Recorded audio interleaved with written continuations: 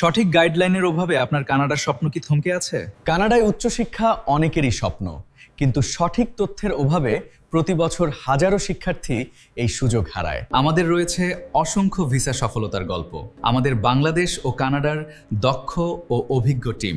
আপনার স্বপ্নকে বাস্তবে রূপ দিতে আরএসএল গ্লোবাল এডুকেশন আছে আপনার পাশে।